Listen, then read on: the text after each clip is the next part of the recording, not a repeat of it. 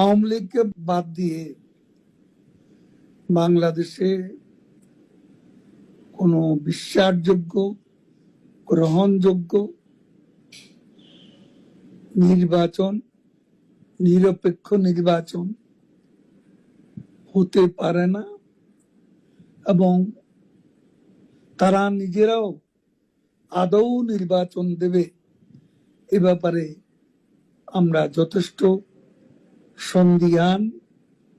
নির্বাচনের নামে আজকে তাদের যে অশুভ অ্যালায়েন্স, এই অ্যালায়েন্সকে নিয়ে তারা আজ সংস্কারের নামে গোটা জাতিকে বিভ্রান্ত করছে।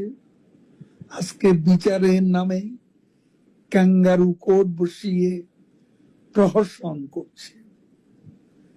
এই ধারা আমরা গুড়িয়ে দেব এবং এর বিরুদ্ধে আমাদের প্রতিরোধ চলবে। বাংলাদেশের আজ 50%-এরও বেশি ভোটার যে দলের সমর্থক এবং দিনে দিনে